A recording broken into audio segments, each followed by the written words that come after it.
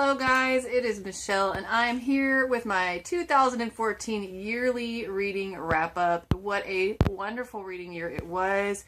In no small thanks to BookTube and all the recommendations that you guys put out there, all the TBRs, the book hauls, the wrap-ups, so I can learn about books that I would have never heard of otherwise. And it's just been a phenomenally fun year. I'm going to talk about some statistics in the beginning of this video, and then at the end I will talk about some links that I'm placing where you can find out a little bit more about my reading if you're interested. The statistics part of this was inspired by Unmanaged Mischief, and she put up a video a couple of days ago and was like, I don't know if anyone's interested, but here are some of my statistics. And it was so fun to watch, and I do have a degree in statistical analysis, and I thought, oh my gosh, okay, this is so doable. Let me go crunch some numbers and start paying attention to some of those things. So thank you to her for her video, and I will link that below as well. All right, in 2014, I read 131 books. Now, if you ask Goodreads, there are a couple more in there, but they weren't for fun. They were for work or whatever, so I did not include them in my numbers, but in those 131 books, there were 42,773 pages, according to Goodreads. Thank goodness they track that, and you can export the data, and so I didn't have to go count that up or anything, so that was a very time-saving thing. The number of unique authors that I read this year was 103, and so that means I did not reread all that many authors, or read more than one book by that many authors is really what I meant to say. The average rating that I assigned was 4.06, and that is pretty awesome because for me, 4 was I loved it, and 5 was I loved it plus it had some extra, jazzy element to it or whatever, but for it to be trending up past 4 to 5 is pretty awesome. The author that I read the most according to page count is Brandon Sanderson at 2,095 pages, and that is because I reread The Way of Kings and I read Words of Radiance by him. Both of those are whoppers of books. They're over 1,000 pages each. They're from his Stormlight Archive series that's just epic and wonderful. Words of Radiance was also my #1 book of 2014 from a series. So anyway, don't want to turn this into a review, but loved that book, and he rightfully deserves to be right there at #1. If you go by the number of titles I read by the author, there was a 3-way tie between Sarah J. Maas, Veronica Rossi, and Terry Schott, and I read 4 titles from each of those authors. All right, now here comes the first graph, and that is by format, and 63% of what I read was on my Kindle, and I had been a serious Kindle reader.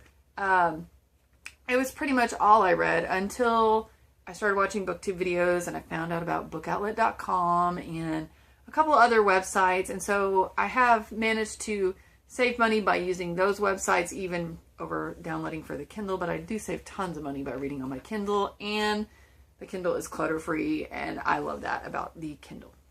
And it's so portable. It's awesome.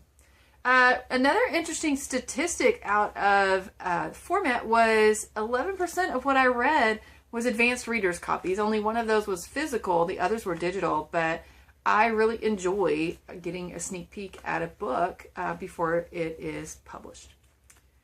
All right, the next chart is about genre, and this was kind of challenging to work out. There were a lot of books that I really had to go, well, it's kind of fantasy, kind of romance. Where am I going to put it? Or I had to go, all right, is this sci-fi or is this fantasy? He has a special ability, but it's set in the future, and all this kind of thing. So the numbers, could fall, if I had done it on a different day, could have fallen a little differently, but overall, it looks like 30% of what I read was fantasy. That is not surprising at all. It is by far my favorite genre. 21% was realistic fiction, and that kind of surprised me. But I think this is sort of influenced by my sister. She has never been much of a reader, and all of a sudden this year she wanted to borrow a few books. But she's not into fantasy, sci-fi. Everything has to be realistic, contemporary for her. So I think I've been kind of picking up those books to kind of screen them for her and go, yeah, this one's really good, you're going to like it, and pass it on, which I'm more than happy to do, but it definitely has influenced the amount of realistic fiction that I've read this year. 17% is third place, and it goes to sci-fi, and that is not shocking either. There are some series that I've been reading from the past, and there are always a few entries every year for sci-fi that are just totally interesting and you can't pass up. Surprisingly, though, only 1% behind it is romance, and this one shocks me. I have no one to blame for this one but myself. So, who knew? I like to read a lot more romance than I thought. Oh well, it's good stuff, and I enjoy it, so, you know, I don't really believe in, like, guilty pleasure reading, so if I like it, I like it. The next up is the chart by original publication date, and this is no surprise to me at all. I prefer to read new releases, pretty current releases, and that's because I do believe that with almost any book, the context of the real world around it comes into play, and when I'm trying to read something from before I was born or from even when I was younger, I can't do a great job of recapturing what pop culture was like at that time or what the political environment was like at that time. And so I feel like I lose something by not having that context. So I do prefer new releases, and this graph definitely reflects that. All right, now we're moving into diversity, and the first chart we're going to look at is author gender. And I read 67% of the books were from female authors this year, and that was kind of shocking. But I think that's because I read so heavily YA this year, and it seems to me like the majority of young adult authors are female, and the reason I read so much YA is because of the wonderful influence of the BookTube community. And you know, if that's what I'm seeing people get excited about, and then that's what I'm going to be picking up and reading, and that's not a bad thing at all. So it's not like I'm going to work towards a certain male-female ratio or anything like that. It's just kind of something to be neatly aware of in the back of your mind. Next up is persons of color, and 19% of the books that I read were by authors that are persons of color. So that was kind of interesting to me. I actually did not know what it would be, but I, for some reason, didn't think it would be that high. So I'm pleasantly surprised that it is, and that is something I will try to keep in the back of my mind as I'm choosing, but of course I'm mainly going to go off of what is the content and will I enjoy it. Next up is a chart about the continent that the author is from, or at least that what they claim they're from, that I could find on like Goodreads or Amazon or their website or whatever. And not surprisingly, 71% of the books that I read were by authors from North America.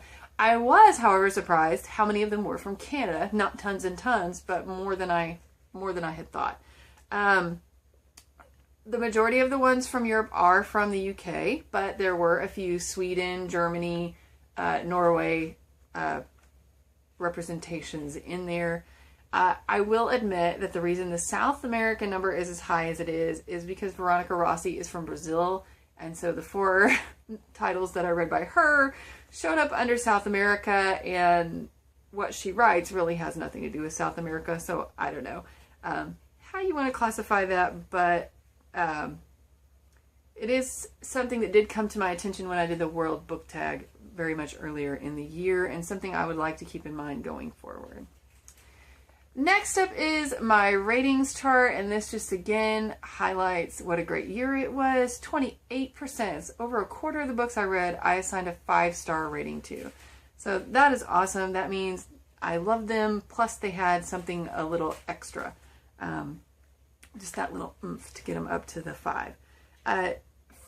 For 4-star ratings, 53% of the books I read fell into that category. 3 stars was 17%, and 2 stars was 2%. And I just don't give 1%. Maybe I should start giving those to did not finish. I don't know. That's a whole nother discussion for another day. All right. So if you're interested in finding out exactly what I read this year, there are 2 ways to do that. I'm going to put a link to my Goodreads 2014 list down below. I have also taken all the book covers that I read, 131 of them, and put them into a SmileBox presentation, which I will link below. I've got it moving at 2 seconds per book cover. It also tells you the rating that I assigned each one, and it goes in chronological order that I read them. But because there are 131 of them, it does take 9 minutes to get through the show. So do be aware that it is a 9-minute show if you are interested in watching that. And I also have 2 top 10s of 2014 videos. One is books in a series and the other is standalone books. So I will link those below as well. It was a wonderful year. Thank you so much for sharing it, and happy reading.